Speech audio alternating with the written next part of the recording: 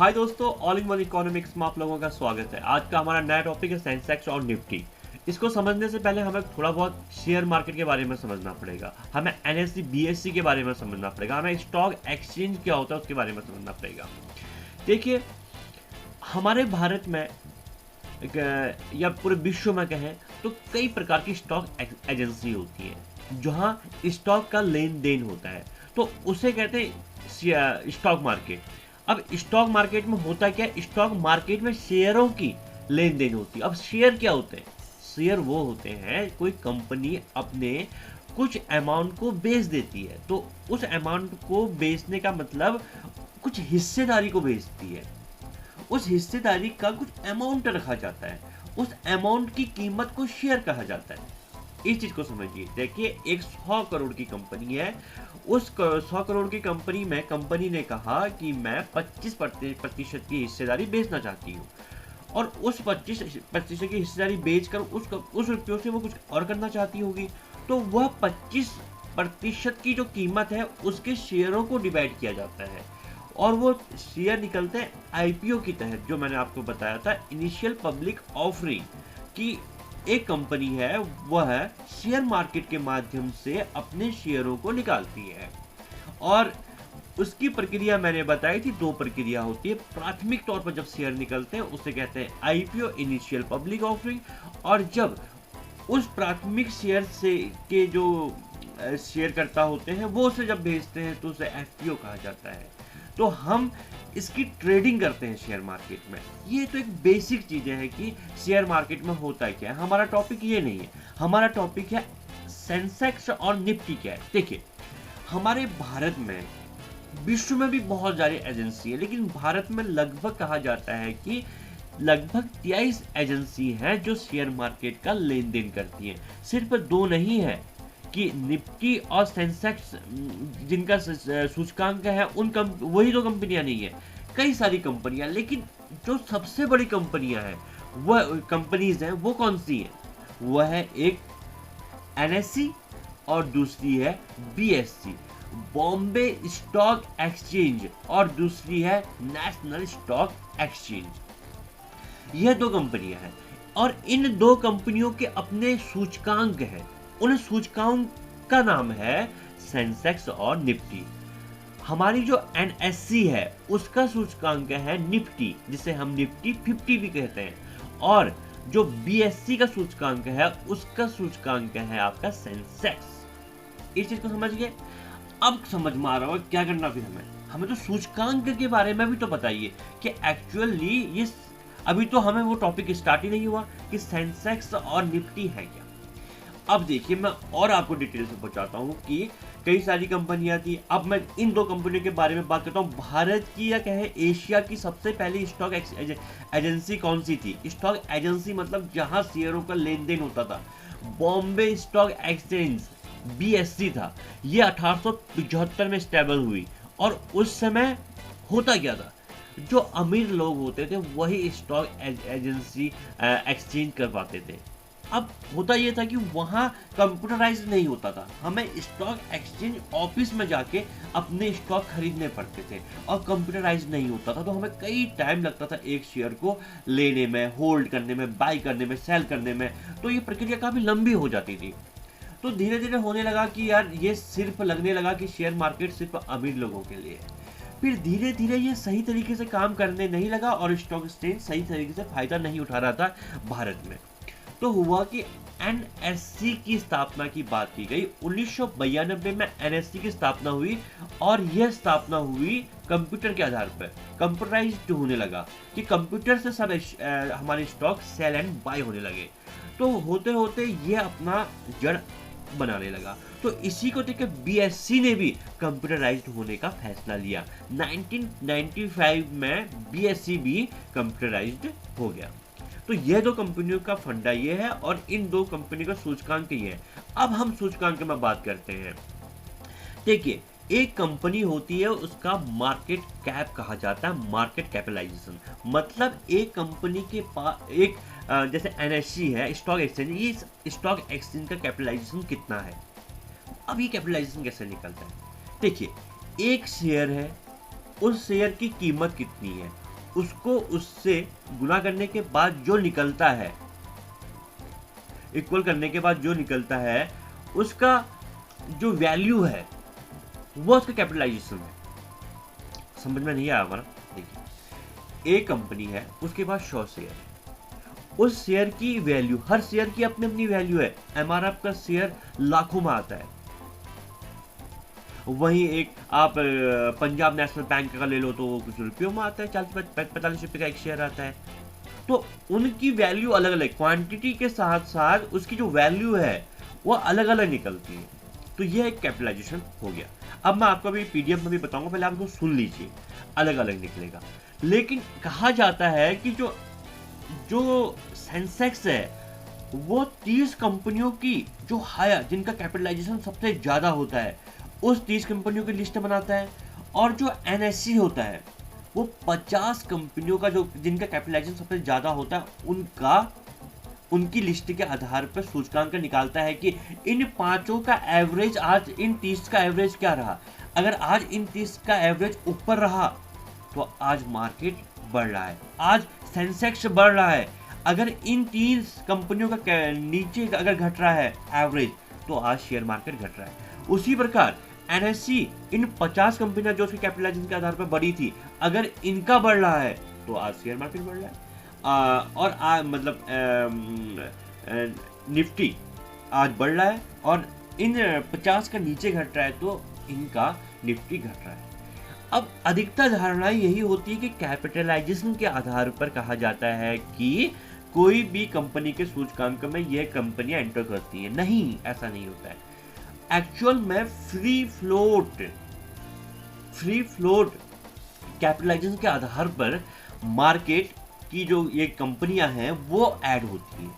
जो टॉप 30 कंपनियां होती हैं मार्केट कैपिटलाइजेशन के आधार पर नहीं, फ्री फ्लोट कैपिटलाइजेशन के आधार पर ऐड होती है। अब फ्री फ्लोट कैपिटलाइजेशन क्या होता है? फ्री फ्लोट कैपिटलाइजेशन होता है कि जो एक होल्डर होता है शेयर, मेरी कंपनी थी, मैंने जो शेयर, अपने भी तो होंगे ना, और बाकी मैंने रिलीज करे, तो मेरे जो शेयर होते हैं उनको ऐड नहीं किया जाता है फ्री फ्लोट में।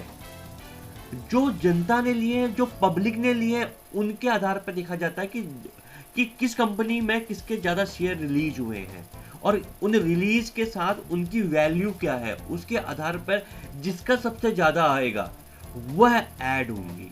ऐसा नहीं कह सकते एक बहुत बड़ी कंपनी है और 100 के शेयर उसी के हैं, या उसने 1% शेयर निकाला है, तो 1% शेयर, बेशक वो बहुत बड़ी कंपनी हो, कैपिटलाइजेशन के आधार पर टॉप की कंपनी हो, लेकिन वो सेंसेक्स में ऐड नहीं होगी, क्योंकि उसका फ्री फ्लोट कैपिटलाइजेशन वह ज्यादा नहीं है। तो जो ऐड होती है ना कंपनियां, सेंसेक्स में हो या निफ्टी में हो, वो फ्री फ्लोट के आधार पर होंगे। Free float capitalization, free float का मतलब है कि कैपिटलाइजेशन और फ्री फ्लोट में एक ही अंतर है कि कैपिटलाइजेशन में जो कंपनी का मेन मालिक है उसकी के शेयर भी ऐड होंगे, लेकिन फ्री फ्लोट में जिसकी कंपनी है उसके शेयर नहीं होंगे। जैसे मुकेश अंबानी की कंपनी है रिलायंस में कैपिटलाइजेशन में रिलायंस बहुत आगे होगी,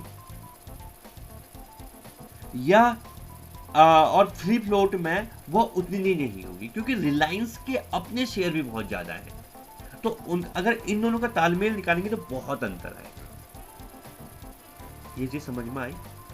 अब मैं आपको पीडीएफ के माध्यम से भी कुछ समझाना चाहता हूँ। अब आप पीडीएफ के माध्यम से देखिए, पहली मेरी स्लाइड है, यह जो चित्र है यह एक शेयर मार्केट का है।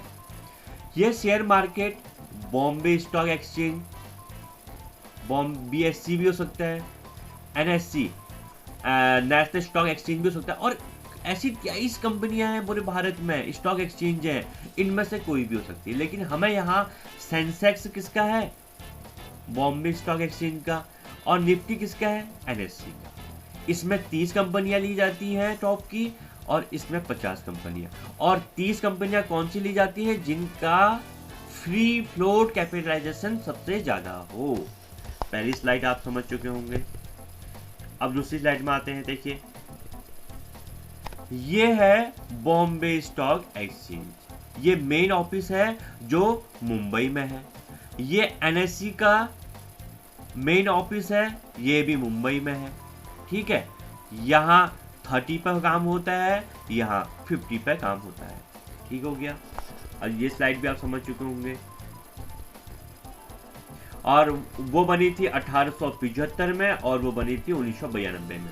ये भी आपको समझ में आ गया होगा।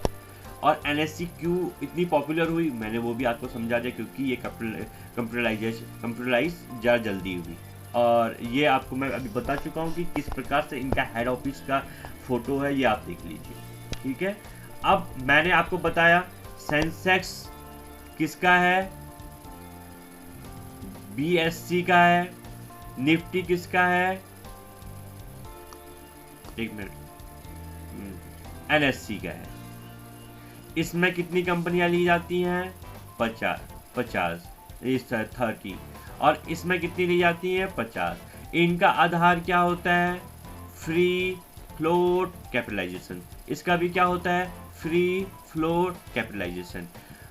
सिर्फ कैपिटलाइजेशन की बात मत करना, ठीक है। हाँ, मैंने नीचे ये देखिए, ये मार्केट कैपिटलाइजेशन के आधार पर हम कहते हैं कि यार किस कंपनी कौन सी कितनी बड़ी है। लेकिन सेंसेक्स और निफ्टी में आने के लिए फ्री फ्लोट मार्केट कैपिटलाइजेशन होना बहुत जरूरी है। इन दोनों में डिफरेंस आपको समझना पड़ेगा, तभी आप सेंसेक्स में जो भी कंपनियां लिस्टेड होती हैं, निफ्टी में लिस्टेड होती हैं, उनको आप समझ पाएंगे। आगे बढ़ते हैं नेक्स्ट स्लाइड पे और आगे चीज़ों को समझिए।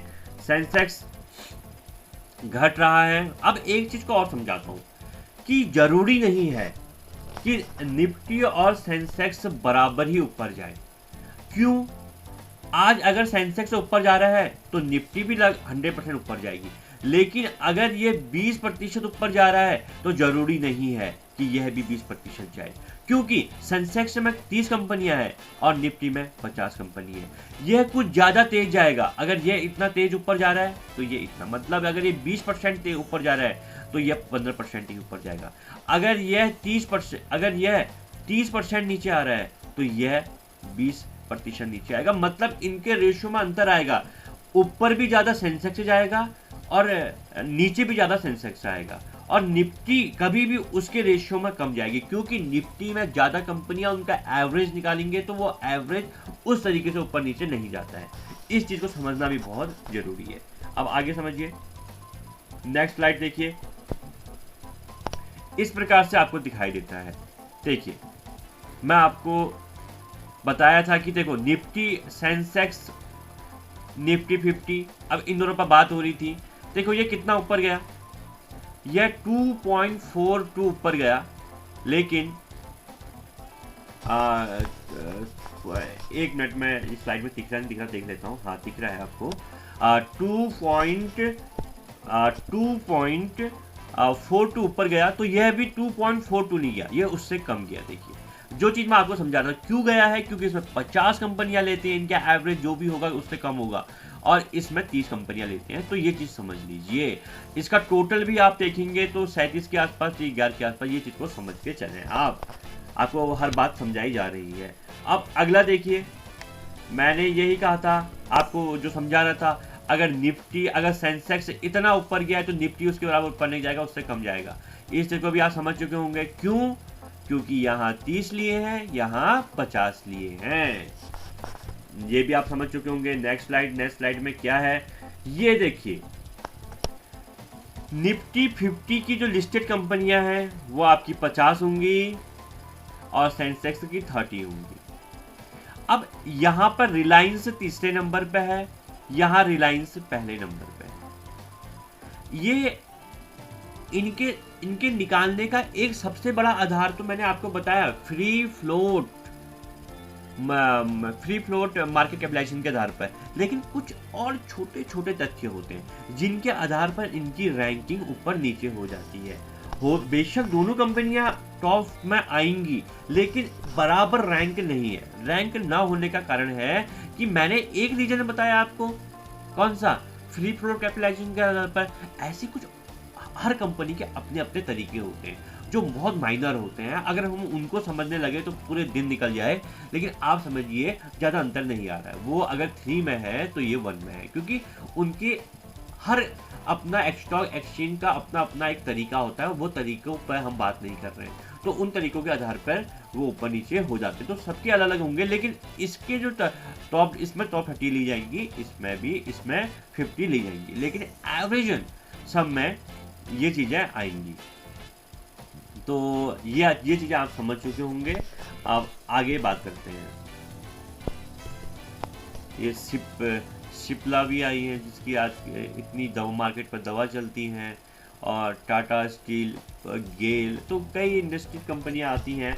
तो इस चीज़ की आपको नॉलेज होनी चाहिए, टॉप 50 में कौन सी कंपनी है। ये नॉलेज होना आज के टाइम पर बहुत जरूरी है। तो thank you so much for watching my video. नई वीडियो में मिलेंगे, और आप मेरे साथ बनाए रखें, इस चैनल को सब्सक्राइब करें, लाइक करें और दोस्तों तक शेयर करें। Thank you so much, bye bye.